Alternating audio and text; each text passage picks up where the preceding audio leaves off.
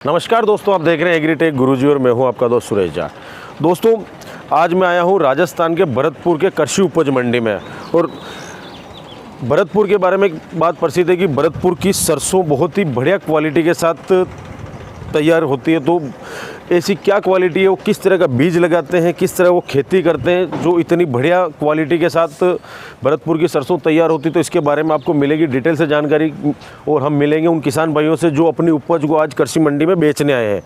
तो चलिए दोस्तों, आज का वीडियो शुरू करते हैं और उन किसान भाइयों से मुलाकात चालू करते हैं।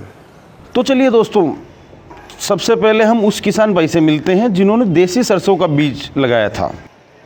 तो दोस्तों, अभी हम आ गए किसान भाइयों के पास, जहाँ पे ये आप ढेर देख सकते हैं। इनसे बात करते हैं। ये सरसों देख रहे हैं आप। अब बात की जाए सर, आपका नाम क्या है सर? सबसे पहले नाम बताओ। मेरा नाम सर भूपेंद्र सिंह है। कहाँ से आए हैं आप? गांव अवार से, जिला भरतपुर, तहसील कुमेर। ठीक है। सरसों कितने सालों से कर रहे हैं हम? हमको साहब मिनिमम मतलब पापन की भी उम्र लेकर गई। अच्छा, तब से मतलब सरसों सरसों ही सरसों हो रही है। तो आपने कौन सा लगाया था? पैकेट, मतलब पैकेट वाला लगाया? नहीं, मतलब खुला लगाया था। तो खुला लगाया। हाँ जी। अब बात की जाए जैसे कि उत्पादन कितना मिला आपको पर बीघे के हिसाब से देखा जाए तो? मतलब मिनिमम 8 मन का बीघा। 8 मन का बीघा। हाँ जी।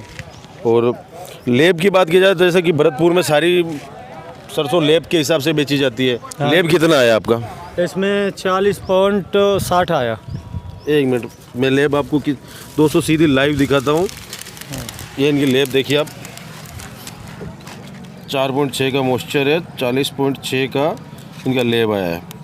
तो दोस्तों, इस किसान भाई ने देसी सरसों लगाई थी जिसकी लेब रिपोर्ट में तेल की मात्रा कम रही, जिसकी वजह से इन्हें सरसों का दाम कम मिला। अब हम चलते हैं दूसरे किसान भाई के पास और उनसे जानते हैं कि उनकी उपज कैसी हुई, वो अपनी उपज से खुश है या दुखी हैं। तो चलिए मेरे साथ। तो दोस्तों, अभी हम आ गए हैं किसान भाई के पास, जहाँ पे आप देख सकते हैं सरसों की डेयरी लगाई हुई है। इनसे बातचीत करते हैं। तो सर नमस्कार।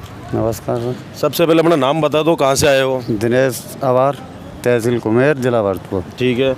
तो सरसों कब से लगा रहे हो? कितने सालों से सरसों खेती कर रहे हो? सरसों की है रही हमारे यहाँ तो और दिनों से, काफ़ी दिनों सालों से। तो कौन सी वैरायटी सरसों की लगाते हो? पाइनर 40 है अब ये, पाइनर 40। पाइनर 40। तो ये लगाने का क्या फ़ायदा? ये लगाने का इसमें हॉर्न अच्छी होती है और लेफ्ट फैलने का फर्क होता है। उत्पादन कितना हो जाता है पर बीघे के हिसाब से देखा जाए? इसका उत्पादन हो जाता है 8 के और 10 के बीच में। अब अगर बात की जाए इसकी लेब की, तो लेब कितनी आ जाती है? इसकी लेब ऐसी आ जाती है करीब 44, 44.5, 45 तक। तो अभी आपकी लेब कितनी आई है? 43.5 होगी। 43.5। दोस्तों, मैं दिखाना चाहूँगा ये लेब, एक बार पॉइंट आउट करके यहाँ दिखाओ।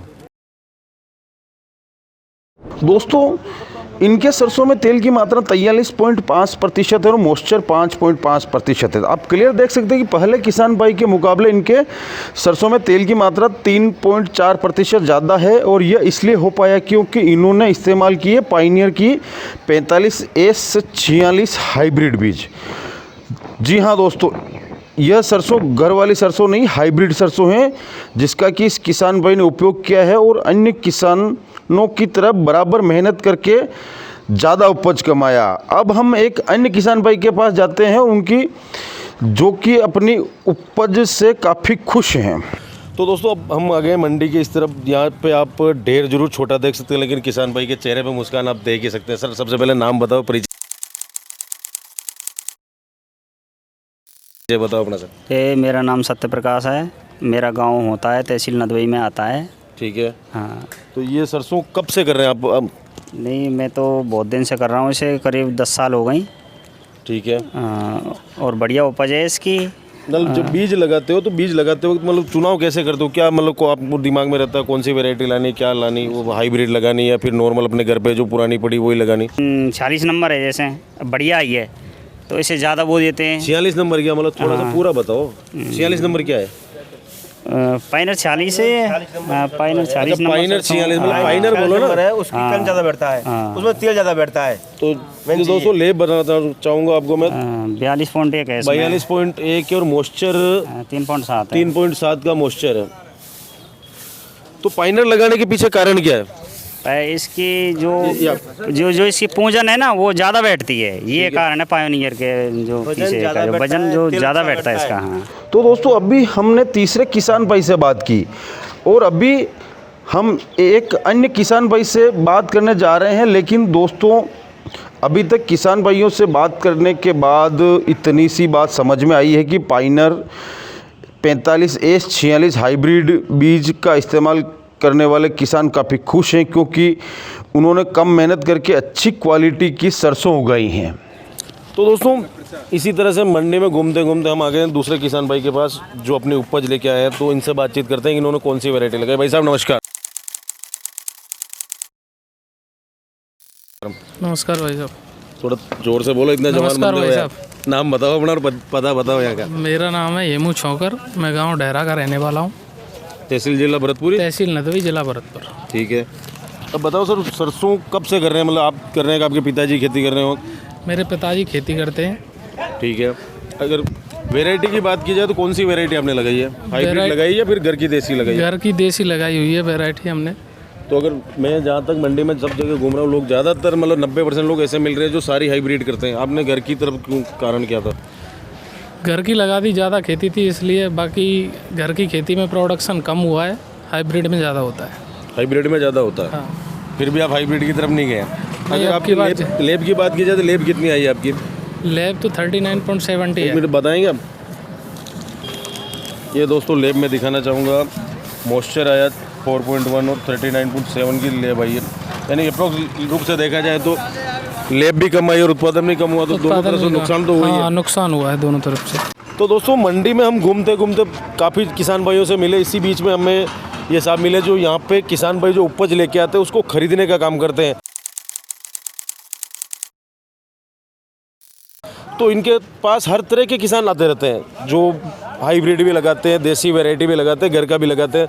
तो उनमें क्या क्या फ़र्क आता है तो इनसे भी बात करते हैं, क्योंकि इनके पास तो बल्क में किसान भाई आते रहते हैं। तो साहब नमस्कार। नमस्कार जी। अपना नाम बताओ सर सबसे मैं पहले। देवेंद्र फौजदार लोहारा। फर्म का नाम बताओ। मेरा फर्म का नाम अशोक कुमार देवेंद्र कुमार, नई मंडी भरतपुर से। ठीक है। हाँ तो जी। जैसे आप तो सरसों की खरीदारी का काम काफ़ी वर्षों से कर ही रहे होंगे। हाँ सर, मैं 22 साल से मेरा काम है। ठीक है। सरसों मंडी में। तो अब अगर बात की जाए, जैसे आपके यहाँ हर तरह के किसान आते हैं, हाँ जी। तो बढ़िया वैरायटी के और घटिया से घटिया वैरायटी वाले किसान भी आते होंगे। तो सबसे बढ़िया वैरायटी में कौन सी वैरायटी के किसान आपके पास ज़्यादातर आते हैं? ज़्यादातर पायोनियर 40 नंबर ज़्यादातर बोते हैं, पायोनियर वैरायटी ज़्यादातर बोते हैं। ठीक है। अगर पाइनियर की बात की जाए तो किसान भाइयों को क्या रिव्यू आता है कि उत्पादन उसका ज़्यादा आता है? हाँ, पायोनियर का उत्पादन ज़्यादा आता है। किसान ज़्यादातर पायोनियर ही बोता है। तो पाइनियर का उत्पादन ज़्यादा आता है। और लेब कितनी ज़्यादा आ जाती है? लेब भी एवरेजन अच्छी आती है। और अगर कोई किसान घर का माल बोता है तो उसकी लेब क्या रहती है, वो एवरेज?